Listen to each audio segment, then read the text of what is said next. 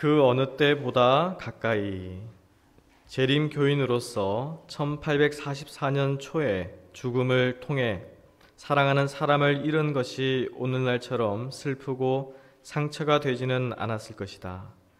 오늘날 우리는 부활의 확신으로 위로를 받았지만 그날이 정확히 언제인지는 알 수 없지만 1844년의 모든 재림 교인들은 그리스도께서 그해 10월 22일에 오실 것이라고 확신했기 때문에 쉬고 있던 부활된 사랑하는 이들을 다시 만날 것이라고 확신했다. 그들의 무덤에서 애도하는 가족들에게 참으로 위로가 된다. 열렬한 재림교 개척자 중 한 명인 찰스 피치는 교회가 예수님의 재림을 기대하기 불과 8일 전에 사망했다.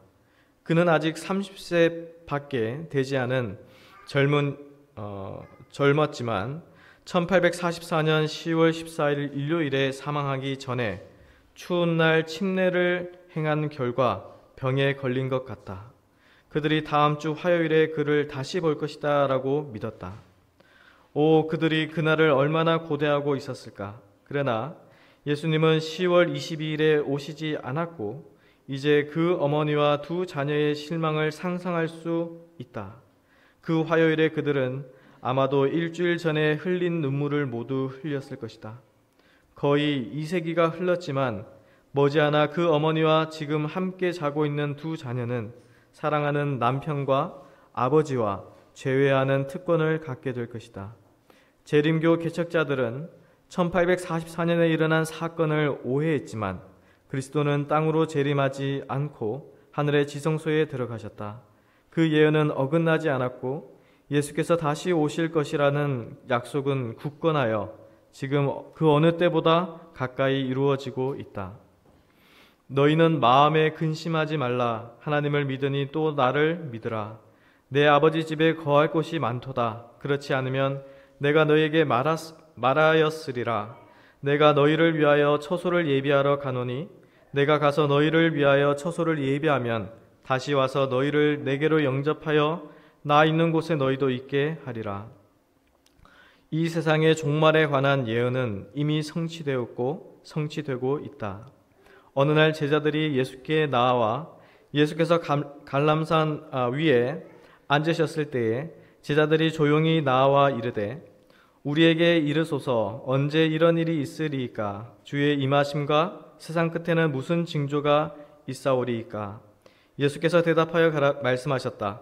난리와 난리 소문을 듣겠으나 민족이 민족을 나라가 나라를 대적하여 일어나겠고 처처에 기근과 지진이 있으리니 해가 어두워지며 달이 빛을 내지 아니하며 하늘의 별들이 떨어지며 하늘에 있는 권능들이 흔들리리라.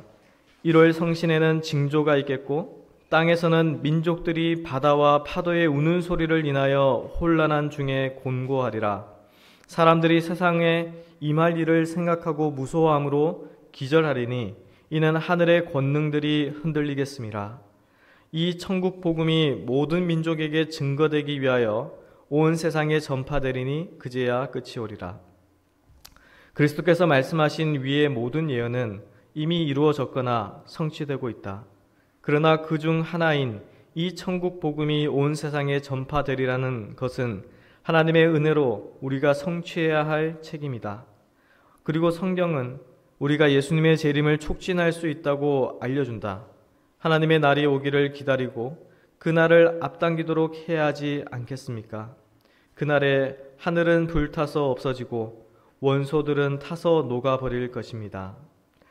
우리는 어떻게 그분의 재림을 촉진시킬 수 있는가? 첫 번째, 복음을 전하라. 예수님의 재림을 촉진하는 한 가지 방법은 복음 전파에 더 많이 참여하는 것이다. 우리는 현세적인 일을 성취하기 위해 일상적인 일을 할 수 없다. 그렇다. 우리에게는 필요한 사항이 있으며 현세적 필요사항을 충족시키기 위해 일해야 하지만 그것만으로는 충분하지 않다. 오늘 당신은 그리스도를 위해 무엇을 희생하고 있는가? 우리는 그리스도의 군병이다. 그리고 그분의 군대에 입대하는 자들은 그들의 정력을 극도로 소모하게 될 어려운 일을 할 것으로 기대된다. 군인의 삶은 공격적인 전쟁, 인내와 인내의 삶이라는 것을 이해해야 한다. 그리스도를 위해 우리는 시련을 견뎌야 한다. 우리는 모의 전투에 참여하지 않는다. 베드로후서 3장 14절이 우리에게 복음을 전하는 일에 참여함으로 우리가 점없고 흠도 없는 화평, 예수만이 주실 수 있는 참된 화평 가운데 있음을 우리에게 알려주는 것이 흥미롭다. 그러므로 사랑하는 자들아, 너희가 이것을 바라보나니 주 앞에서 점도 없고 흠도 없이 평강 가운데서 나타나기를 힘쓰라. 두 번째, 교회 예배에 참석하라. 기도회, 장막회, 청소년 대회 등에 참석하는 이들에게 축복이 되고자 하는 단순한 일들이 우리 주변의 삶을 변화시키고 그들을 예수님께 인도할 것이다. 당신이 그리스도인이 될 수 있다는 생각을 품지 않으면서도 당신 자신 안에서 물러나지 말라. 각각은 인류의 거대한 그물망의 일부이며 당신의 경험의 본질과 질은 당신이 연합하는 사람들의 경험에 의해 크게 결정될 것이다. 그런즉 우리가 함께 모이는 일을 패하지 말자. 세 번째, 관대하라. 헌금에 관대하고 11조에 충실하면 복음 전파도 가속화될 것이다. 주께서 너희에게 말씀하시되 너희 보물을 하늘에 쌓아두라. 내 사업을 발전시키고 새로운 분야를 개척하기 위해 재물을 투자하여 현대진리의 빛이 세상 모든 것에 비치도록 하라. 네 번째, 예수님의 복음대로 생활하라. 일상생활에서 정직하고 인내하며 돌보는 증인이 되는 것은 우리가 다가올 세상에 대해 관심을 갖고 있다는 것을 다른 사람들에게 보여줄 것이며 영혼은 주님과 우리가 가진 희망을 알고자 하는 열망을 갖게 될 것이다. 주님은 우리를 당신의 군인으로 선택하심으로 우리를 영화롭게 하셨다. 모든 거래에서 권리를 유지하면서 그분을 위해 용감하게 싸우자. 모든 것의 정직함은 영혼의 전쟁에 필수적이다. 여러분이 자신의 성향을 이기기 위해 노력할 때 그분은 성령으로 여러분이 모든 행동에 신중하도록 도와주실 것이다. 그리하여 원수가 진리를 비방할 틈을 주지 않게 하실 것이다. 당신은 자비롭고 용서하며 예수님이 당신의 삶의 실제임을 보여줌으로써 당신 주변 사람들을 당신의 하늘 아버지께 영광 돌리도록 인도하고 있는가? 성경은 예모 바르게 행하기를 명하고 참된 예절의 특성인 무아의 정신과 유순한 미덕과 사람의 마음을 끄는 성질에 대한 많은 신뢰를 보여준다. 이런 특성들은 그리스도의 품성의 반영에 불과한 것이다. 이 세상에 있는 모든 참된 유화와 예절은 비록 그것이 그리스도의 이름을 모르는 사람들 사이에서 행하여지는 일까지라도 그 근원은 그리스도에게 있다. 그리스도께서는 이런 특성들이 당신의 자녀들에게서 완전히 반영되기를 원하신다. 세상 사람들이 우리를 통하여 아름다움을 보게 되는 것이 그리스도께서 목적하신 바이다. 당신은 그리스도께서 곧 오실 것을 정직하게 믿는다는 것을 친구와 친척들에게 드러내는 방식으로 안식일을 지키고 있는가? 당신은 건강개혁에서 진보하여 당신이 더 나은 세상으로 여행하고 있음을 세상에 보여주고 있는가? 당신은 다른 사람들이 당신이 하나님의 자녀라는 것을 볼 수 있도록 성경 원칙에 따라 좋은 취향으로 옷을 입고 있는가? 마음이 바르면 그대의 말과 의복과 행동이 모두 올바르게 될 것이다. 당신은 당신의 형제들과 연합하고 당신의 교회와 그 일꾼들에 대해 좋은 말을 하고 당신이 접촉하는 사람들이 당신이 예수님의 제자임을 알 수 있도록 그들을 위해 사랑하고 기도하고 있는가? 너희가 서로 사랑하면 이로써 모든 사람이 너희가 내 제자인 줄 알리라. 예수님과 가까워야 가능함. 그분의 말씀과 기도의 연구를 통해 예수님과의 교제를 갖는 것은 우리가 세상과 세상의 관행에서 분리할 수 있는 힘을 줄 것이다. 세상은 지극히 높으신 분의 아들과 딸들의 승령을 알지 못한다. 주변 사람들은 겸손하고 극기하는 정신, 참을성 있는 마음의 온유함이 특별한 가치가 있다는 것을 알지 못한다. 그들은 그리스도께서 지상에 계셨을 때 그분을 알지도 못했고 감사하지도 않았고 종이 그의 주님보다 크지도 않았다. 그들은 그분을 이해할 수 없었다. 우리가 주님의 신성한 품성을 더 많이 닮을수록 세상은 우리를 더 많이 오해하게 될 것이다. 우리가 그리스도와 하늘과 더 많이 교제할수록 세상과의 교제는 줄어들 것이다. 우리는 세상에 속하지 아니하였은즉 세상이 우리를 알지 못함이니라.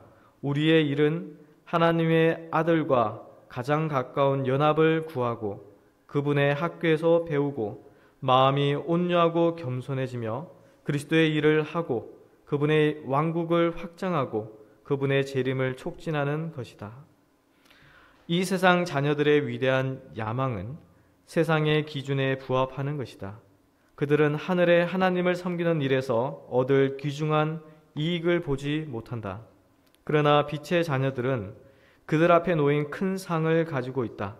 그들은 그리스도의 봉사가 괴로움이 아니라 기쁨으로 가득 차 있음을 알게 된다.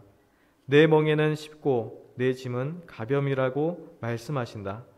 사랑하는 자들아, 만일 하나님이 우리를 이처럼 사랑하셨으면 우리가 온 힘을 다하여 그를 섬기지 아니하고 협착한 문으로 들어가기를 힘쓰며 모든 요구에 응하여 그의 말, 불사불멸과 생명의 면류관을 얻기 위해 오래 참음을 구하자. 자기를 향하여 이 소망을 가진 자마다 그가 깨끗하심과 같이 자기를 깨끗하게 하느니라. 재림 때에 예수님을 영접할 준비를 함으로써 우리는 다른 사람들도 준비하도록 이끌고 따라서 우리는 그분의 재림을 앞당긴다. 지금 구원의 기별을 거부하는 수천 명이 그리스도를 따르는 자들에게 반영된 그분의 품성의 아름다움을 볼 수 있다면 그리스도를 영접할 것이다.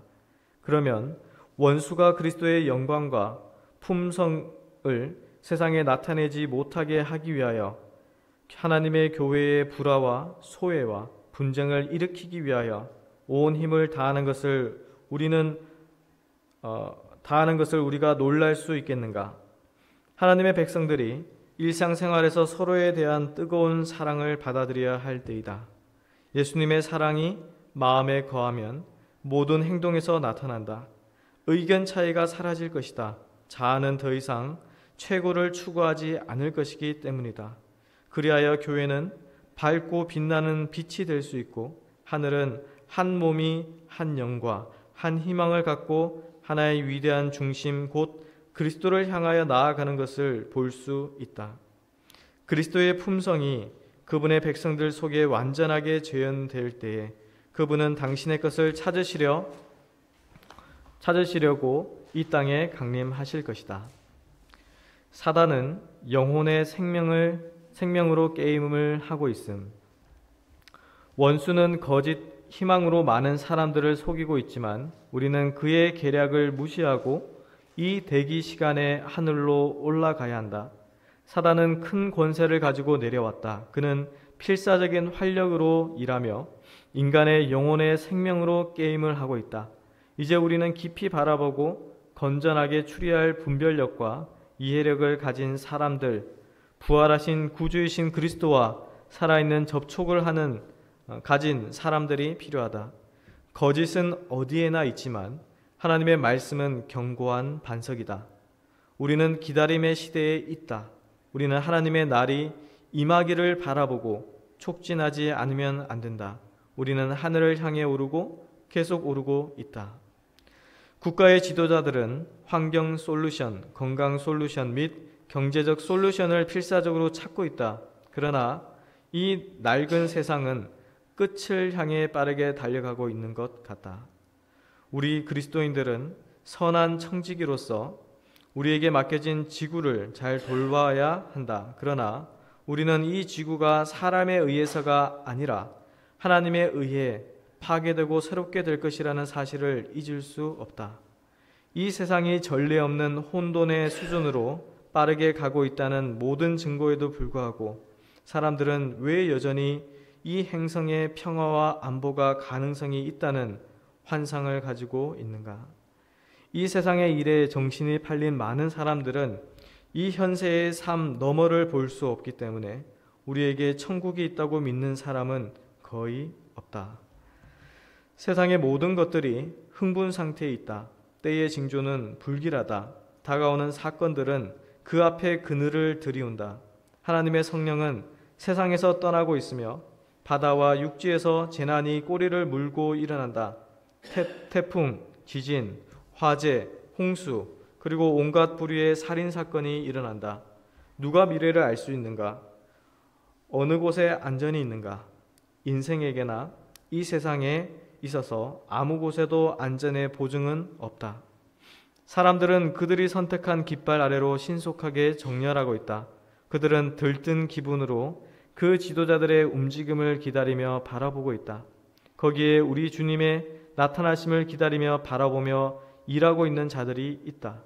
다른 계급의 사람들은 첫 대반역자가 지도하는 대열로 전락하고 있다. 지옥을 피하고 하늘을 얻어야 한다고 마음과 심령으로 믿는 사람들은 드물다. 이사야서 4장 1절의 예언은 다음과 같이 완전하게 성취되고 있다. 그날에 7 여자가 한 남자를 붙잡고 말하기를 우리가 우리 떡을 먹으며 우리 옷을 입으리니 오직 당신의 이름으로 우리를 칭하게 하여 우리로 수치를 명쾌하라 하리라. 예언적 상징에서 여자는 교회를 나타내고 7은 전체를 나타내고 떡은 교리와 의복을 나타낸다. 그러므로 예언은 일반적으로 말세에 있는 교회들이 오직 예수의 이름으로 불기를 원하고 그의 대신에 자기의 교리와 의를 가지게 될 것이라고 말한다. 목회자들은 영혼들이 유교계에 잠길 수 있도록 부드러운 설교를 하고 있다. 허영과 방종과 매춘과 간음을 책망하는 소리가 그치고 그 대가로 강단에서 아름다운 말을 하여 백성을 기쁘게 하는 것이다. 위기의 시대에 교회에 필요한 것은 일꾼의 군대이다. 용감하고 진실한 사람들, 그들 안에 그리스도가 형성되어 있고 거룩한 불에 접촉된 입술로 우화를 전파하는 수천 명의 사람들 가운데서 말씀을 전파할 사람들이다. 그러한 일꾼의 부족으로 인해 하나님의 사업은 쇠약해지고 치명적인 독과 같은 치명적인 오류가 도덕을 더럽히고 인류의 많은 부분의 희망을 시들게 만든다. 그리스도의 초림 때에 천사들이 찬미의 함성으로 밤의 고요함을 깨뜨리고 외쳤다. 지극히 높은 곳에서는 하나님께 영광이요 땅에서는 평화, 사람들을 향한 선한 뜻이다. 그분의 곧 능력과 큰 영광으로 다시 오실 것이다. 세상과 결혼하지 않은 사람들은 시간이 약하고 희미하고 체계적인 담론보다 더 많은 것을 요구한다는 것을 깨닫게 될 것이다. 그들은 경고에 대항하도록 지옥의 권세를 불러일으킬 말씀에 수반되는 진지함과 능력이 있어야 함을 알게 될 것이다. 하나님께서는 사람들이 육신의 안전에서 깨어나 바로 우리에게 닥칠 큰 사건에 대비할 수 있도록 사람들에게 오시려고 계획하신다. 하나님은 현 시점에서 졸리고 길들인 기별을 받아들이지 않으실 것이다. 대개 사람들은 오류를 옹호하고 있으나 그대는 다만 진리만을 옹호하라. 하나님의 우리 안에 있는 약무리에게 푸른 초장이 될 문제들을 소개할 것이며 청중들을 생명수 샘으로 인도하지 못하고 메마른 광야로 인도하여 전도하기 이전의 상태가 되지 않도록 하라. 예수님 안에 있는 진리를 소개하되 율법과 복음이 요구하는 바를 분명히 가르치라. 길이요 진리요 생명이신 예수를 소개하고 예수님께 나아오는 자는 다 구원하시는 주의 능력을 말하라. 우리 구원의 대장 예수님은 그의 백성들을 위하여 중보하시되 하나님의 자비를 구하는 애원자로서가 아니라 승리의 기념물을 차지할 권리를 가지신 개선자로서 중보하신다. 예수님은 실로 하나님께 나오는 모든 자를 그의 공로로 구원하실 수 있는 분이시다. 이 사실을 분명히 가르치라. 웅변을 설교의 최고의 목적으로 삼는 자는 듣는 자로 그 웅변의 정신을 빼앗겨 진짜 필요한 진리는 잊어버리게 한다. 그러므로 감흥이 사라지고 나면 필요한 하나님의 말씀은 조금도 마음속에 남지 않으며 아무 소득이 없음을 발견하게 된다. 그들은 목사의 웅변을 칭찬할지 모르나 마음 가운데는 결심하고자 하는 생각이 나지 않는다. 그들은 설교에 대하여 비평하기를 마치 연극을 비평하듯 하며 목사에 대하여 배우를 비평하듯이 한다. 다시 이런 설교를 듣기 위해 올지라도 역시 아무런 감동을 받지 못하고 또 굶주림을 채우지 못하고 떠나가게 될 것이다. 복스러운 소망. 윌리엄 밀러가 가장 좋아하는 구절은 디도서 2장 13절 그 복된 소망과 크신 하나님 곧 우리 구주 예수 그리스도의 영광스러운 나타나심을 기다리며 였으며 그는 회심할 때부터 기다리며 살았다. 주님의 재림을 재촉한다. 재림 선고자는 이 세상 문제의 유일한 해결책은 그리스도의 재림뿐임을 알고 속히 오실 그리스도를 전파함으로써 그 시대의 세상을 뒤흔들었다. 그것이 그의 축복된 희망이었다. 마찬가지로 오늘날의 참 신자들은 그리스도의 재림의 복된 소망의 말씀으로 세상을 뒤흔들어야 할 것이다. 이 시대의 세상은 다시 한번 거짓된 안전 속에 잠들어 있고 명목상의 교회들은 세상의 이익과 위대함을 찾고 있다.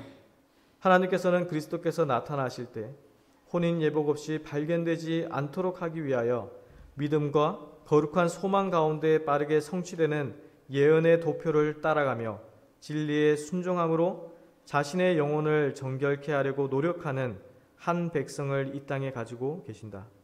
오늘이라면 사랑하는 형제들이여, 그리스도께서 곧 오실 것이다. 그러므로 우리는 하나님의 은혜로 기다리며 우리 자신을 봉헌하고 그의 오심을 우리의 행동으로 서두르도록 하자. 오늘이라면 어떤가? 준비가 되었는가? 하늘 성소에서 그리스도의 중보 사업이 그치게 될 때 세상에 살아있는 사람들은 거룩하신 하나님 앞에서 중보자 없이 서게 될 것이다. 그들의 옷은 흠이 없어야 하고 그들의 품성은 피 뿌림을 통하여 죄에서 깨끗해졌어야 한다. 그들은 하나님의 은혜와 그들 자신의 꾸준한 노력으로 말미암아 악과의 투쟁의 승리자가 되어야 한다.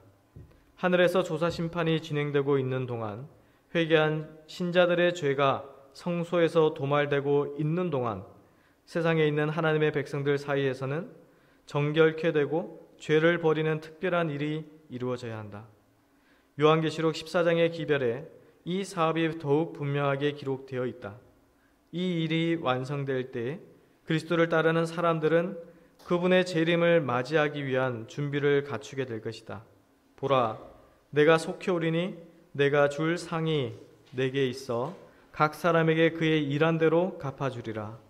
그 두루마기를 빠는 자는 복이 있으니 이는 저희가 생명나무에 나아가며 문들을 통하여 성에 들어갈 권세를 얻으려 함이로다. 나 예수는 교회들을 위하여 내 사자를 보내어 이것들을 너희에게 증거하게 하였노라. 나는 다윗의 뿌리요 자손이니 곧 광명한 새벽별이라 하시더라. 성령과 신부가 말씀하시기를 오라 하시는도다. 듣는 자도 오라 할 것이요 목마른 자도 올 것이요 또 원하는 자는 값없이 생명수를 받으라 하시더라. 이것들을 증거하시니가 가라사대 내가 진실로 속히 오리라 하시거늘 아멘. 주 예수여 오시옵소서. 주 예수의 은혜가 모든 자들에게 있을지어다. 아멘. 네, 오늘 낭독문을 이렇게 낭독을 하면서 이 글을 적으신 우리 엘리 목사님의 그 마음도 느껴지고 하나님께서 우리 모든 신자들에게 주시는 그 하나님의 마음도 느껴집니다. 특별히 1844년에 미국에서 있었던 재림 운동이 얼마나 아름다운 모습으로 정말 예수 그리스도의 재림을 학수고대하면서 기다렸던 재림 신자들의 모습을 볼 수가 있었습니다. 그들은 교파를 떠나서 세대를 떠나서 모두 한 마음으로서 오직 예수 그리스도를 기다리는 그 마음이 절실했음을 우리가 볼 수가 있습니다. 이 주보 뒤편에 있는 말씀 보시면은 그때의 모습이 또 기록이 되어 있는데요. 재림운동은 민물처럼 땅을 뒤엎었다. 그 기별은 도시에서 도시로, 마을에서 마을로, 또는 멀리 떨어진 산골까지 들어가 기다리고 있던 하나님의 백성을 완전히 일깨웠다. 이처럼 기별이 선포되자 광신은 마치 떠오르는 태양 아래 아침 서리처럼 사라져버렸다. 신자들은 다시금 희망과 용기를 얻어 제자리를 찾게 되었다. 사람이 하나님의 말씀과 성령의 감화력을 벗어날 때에 항상 나타나는 극단적인 흥분이 재림 기별을 전파하는 데에서는 볼 수 없었다. 그것은 고대 이스라엘 백성들이 하나님의 종의 견책하는 기별을 쫓아 자신을 겸비케 하고 하나님께로 돌아간 것과 비슷한 성질의 기별이었다. 이 마지막 때에 우리가 전해야 할 재림 기별도 또한 같은 성격의 기별이 될 것입니다.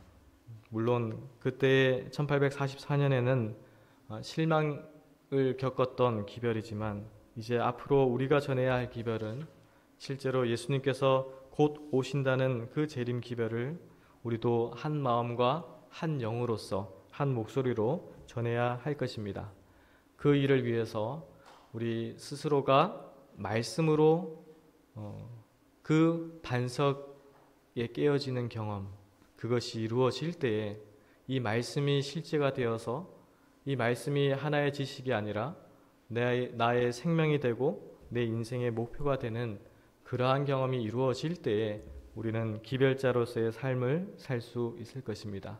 그 일을 위해서 이 연말 기도 주일에 주신 말씀들로 우리 마음을 다시금 살피고 이 세상의 어떠함을 우리가 보는 시각에서 또 경험에서 정말 이때에 하나님의 백성들인 무엇을 해야 하는가를 깊이 생각하시는 믿음의 재림 신자들이 되시기를 바라면서 오늘 낭독하는 시간을 마치도록 하겠습니다.